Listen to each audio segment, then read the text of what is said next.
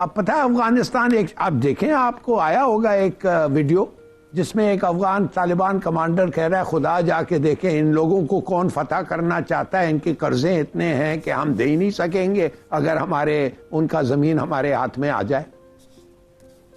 ये कह रहे हैं कि हमने ड्यूरैंड लाइन एक्सेप्ट नहीं किया। मैं आपको बता, जय हिंद दोस्तों, मैं महेंद्र शर्मा स्वागत करता हूं वन वर्ल्ड हिंदी में आपका। उम्मीद करता हूं आप खुश और स्वस्थ है। दोस्तों ये दिखाते हैं पाक मीडिया की एक और लेटेस्ट डिबेट जिसमें कैसे डिस्कशन किया जा रहा है कि पाकिस्तान को अब अफगानिस्तान के में तालिबान और टीटीपी भी कुछ नहीं समझ रहे हैं, क्योंकि पाकिस्तान तालिबान का एक वीडियो सीधा साधा कमांडर का सामने आया कि इन भिखमंगों के साथ क्यों कोई डिस्कशन की जाए और कैसे ये आज वैसे ही कर्जे में डूबे हुए तो इनके हालात वैसे ही पतले है। तो ये बात होगी कि पूरे विश्व में अब पाकिस्तान का मजाक रहा खा तालिबान भी उड़ाने लग गए। तो आज कैसे आज पाकिस्तान की जो इमेज है वो पूरे वर्ल्ड लेवल पे विश्व पटल पे खराब हो चुकी है और आज एक छोटे से देश अफगानिस्तान में जो हुकूमत कर रही तालिबान है वो भी जो भी आतंकवादियों की जिनकी इन्होंने खुद पैरवी की थी वो भी आज पूरे विश्व पटल पे पाकिस्तान की बेइज्जती करने लग गए हैं कहीं न कहीं। तो आज कैसे ओरियो हिलाली को सबक मिल गया तालिबान की तरफ से और कैसे ये चीज चिल्ला रहे हैं और बौखला रहे हैं, बोल रहे हैं कि ये सिर्फ ओरियो सीधा बोल रहे हैं कि ये सिर्फ और सिर्फ रा की साजिश है। रा के साथ टीटीपी और तालिबान मिलकर पाकिस्तान में दहशतगर्दी फैला रहे हैं और ड्यूरैंड लाइन पे कहीं न कहीं फेंसिंग हमें करने नहीं दी जा रही है, जबकि $350 बिलियन के आसपास हम लगा भी चुके हैं वहां पे। तो इनके करप्शन में गया हुआ पैसा ये कैसे अपने आप को जस्टिफाई कर रहे हैं और पाकिस्तान को जस्टिफाई करने की कोशिश कर रहे हैं। तो दोस्तों देखिए डिबेट और कमेंट में अपनी प्रतिक्रिया जरूर दें। लास्ट में आपसे रिक्वेस्ट करूंगा, चैनल पे नए हैं तो चैनल को सबसे पहले सब्सक्राइब करें, लाइक शेयर कमेंट जरूर करें। दोस्तों जय हिंद, वंदे मातरम, भारत माता की जय। में पिछले चंद माह में खासा इजाफा हो चुका है। एक खबर यह है कि अफगानिस्तान में गुज़िश्ता बरस अफगान तालिबान की हुकूमत आने के बाद से दहशतगर्दी के वाक़यात में 51% इजाफा हो चुका है। तो ज़फ़र हिलाली साहब, दहशतगर्दी के वाक़यात पर काबू ना पाने की वजूहात क्या हैं और क्या वजह है कि आज भी पाकिस्तान दहशतगर्दों के लिए एक आसान टारगेट है?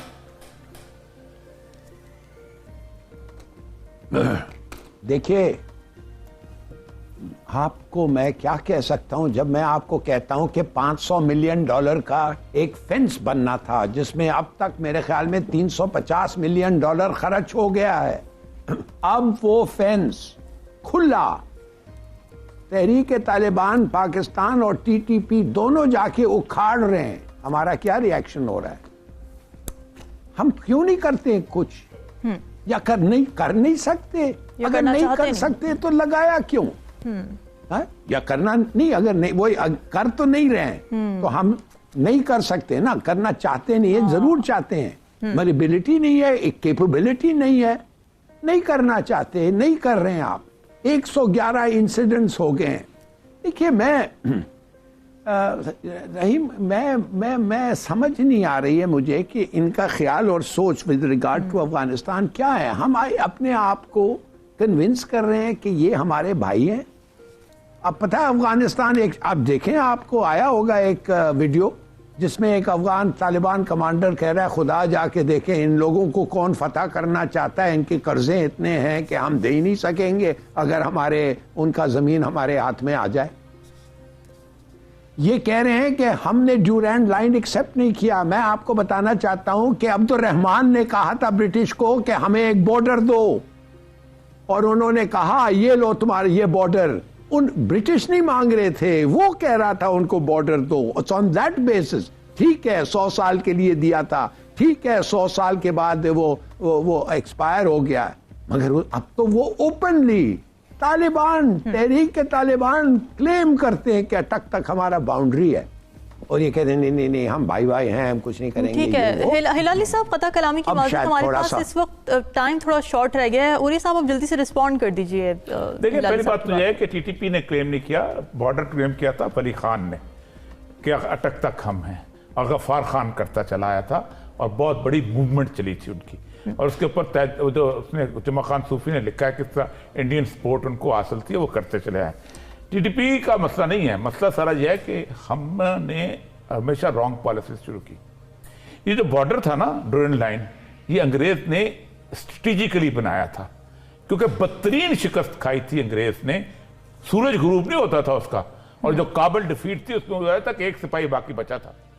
अंग्रेज की किसी जगह बॉर्डर नहीं है इस तरह का पक्के बॉर्डर पक्के लगाए गए थे वहां पर, और मैं तो चमन में वो बॉर्डर के पूरा इलाका देखा है कि जहां उन्होंने बताए थे बर्मा में कोई बॉर्डर था अंग्रेज का, ना चाइना के साथ कोई बॉर्डर था अंग्रेज का। क्यों लगाया गया था? ही वांटेड कि पाकिस्तान के मुसलमानों का और यहाँ के बरसी के मुसलमानों का वहां के मुसलमानों से ताल्लुक ना रहे। क्यों? ठीक है, इसलिए ना रहे कि जिस वक्त हिंदुत्व की मूवमेंट चली थी ना, जिस वक्त सुदेशरा बालाजी बाजीराव ने मूवमेंट चलाई थी 1761 में, तो शाह वली ने खत लिखा था। किसको लिखा था? अहमद शाह अब्दाली को। 41,000 लोग लेके आया था, उसने तबाह बर्बाद करके रख दिया था पूरे का पूरा, और उसके बाद हिंदू उठ नहीं सका था, और मुसलमान जो है उसके बाद कम से कम 150 साल तक वहां पर पाकिस्तान रहे थे। ये ख्वाब था गोरे का कि यहां पर बॉर्डर लगाई जाए, जिस ख्वाब को इन्होंने पूरा करने की कोशिश की। फेंस मैं 10,000 दफा समझाया, इनको भी पता है कि नहीं लग सकती, वो बॉर्डर है ही नहीं इस किस्म का। 450 किलोमीटर तो सैंड है बिल्कुल, ठीक है, उसके अंदर आपका 2000 फुट ऊंची बाढ़ लगाएंगे। मसला है आपकी पॉलिसी इस किस्म की नहीं है। बिल्कुल, आप ये मैं आज उठा के मेरे पास पड़ी हुई रिपोर्ट जो मैं भी इसके रेफरेंस दे रहा था, आप सोच सकते हैं कि आपने गुज़िश्ता कितने 1979 ऑनवर्ड 1979 ऑनवर्ड आप जो है आप एक नाराजगी की सूरत में रहे। उनकी गवर्नमेंट आती है, आप उसके वो रशिया के साथ होती है, आप उसके खिलाफ होते हैं, वो अमेरिका के साथ होती है, आप उसका वो हमारे खिलाफ होते हैं, हम उसके खिलाफ। अभी ये जो आखिरी आपका हो गया था, उस दिन भी मैंने कहा है कि 56,000 जो तालिबान थे उनको रिहेबिलिटेट किया जा रहा था। ये ड्रीम चेंज ने बदला क्यों है इसको? या तो आप कैपेबल हो तो आप बॉर्डर खड़ा करो, आप वहां खड़ा नहीं कर सकते तो फिर उसके बाद आप उनके साथ बेहतर तरीके से तल्लुकात करके ठीक करो। ये ज्यादा इंपॉर्टेंट है। अच्छा उरी साहब, हमने पाकिस्तान के खोने पाने की तो बात की, हमारा इस साल का ये आखिरी शो हम इस वक्त कर रहे हैं, आपने इस साल क्या खोया? वो दुनिया में मजीद पाकिस्तान के केस गंदा करना चाहते थे। This is what not I was expecting from him. I was expecting a solution from him. I was not expecting a भाषण on the history. लेकिन उन्होंने भी डिसअपॉइंट किया और मेरे जैसे कई लोग डिसअपॉइंटेड थे इस बात पे। फिर अल्टीमेटली उस बच्चे ने जवाब दिया, उस बिलावल साहब ने जवाब दिया, उन्होंने जाहिर है you were Bilawal Bhutto was pulled into it और उन्होंने जवाब दिया। उसके बाद पुतले चल रहे हैं, फिर वो टर्मोइल आ गया जिस तरह आपने 2022 के जब बताया, तो आखिरी नेल तो ये 2022 की वही बुचर ऑफ गुजरात लगा। लेकिन उसमें ये मुझे बताएं कि जब बुचर ऑफ गुजरात, तो नाम उन्होंने बिलावल भुट्टो ने थोड़ी इन्वेंट किया था, वो तो गुजरात के मुसलमानों को आपको उन्होंने नाम दिया था। और लेकिन जब आपने अभी रिसेंटली उन गुजरातियों के नाम लिए हैं मुसलमानों के कि हमने इनको मार मार के ये कर दिया, अब ये बोल ही नहीं सकते उसके बाद, तो व्हाट काइंड ऑफ आपके। अच्छा दूसरी एक और मैं यहाँ पे डॉक्टर साहब को बताना चाहूंगा कि जब दहशतगर्दी की बात करते हैं तो तब उसमें भी डबल स्टैंडर्ड है भारत का। वो जब दूसरे मुमालिक के साथ, वो जिस तरह पाकिस्तान पहले खेलता था अच्छे तालिबान बुरे तालिबान, आज वो तालिबान के साथ रिलेशनशिप भी चाहते हैं। भारत उनको गंदम भी भेज रहा है, सब उनके साथ रिलेशनशिप भी आगे चाहते हैं। लेकिन जब वही तालिबान, उन्हीं का एक सब कमेटी टीटीपी, जब पाकिस्तान के साथ उनकी ओपिनियन उनके बारे में कुछ और है, जब पाकिस्तान से कुछ होता है उनके बारे में उनका स्लोगन कुछ और है। लेकिन देखें, मैं ये समझता हूँ, तो डिबेट पे डिबेट और किताबें लिखी जा सकती हैं। We need to move forward. We have to come up with a solution. कि solution इसका क्या है, इससे हम आगे किस तरह चलेंगे अगले 2023, what that is going to bring to that region. That is the issue. That is what I want to listen from Dr. Saab. Dr. Saab ने इतनी अच्छी बातें की है. I'm already a huge fan of him. He is, matter of fact, he should write a book on India-Pakistan relationship. Same here, sir. I am a huge fan of both of you. Doctor Muqtedar Khan, आखिरी सवाल आपसे, और सिर्फ one point agenda, एक ऐसा point. ये सब बातें मैं ये नहीं चाहती कि हम जो गिले शिकवे 2020 पूरा साल चलते रहे एक दूसरे की तरफ से, हम उसी पे रहे। एक पॉइंट बता दें कि जो आप समझते हैं जिसकी बिना पर पाकिस्तान और इंडिया एक दूसरे के साथ ताल्लुकात बेहतर हो सकते हैं। देखिए, देयर आर दो अपॉर्चुनिटीज हैं जिसके बेसिस पे they can keep security issues aside and talk.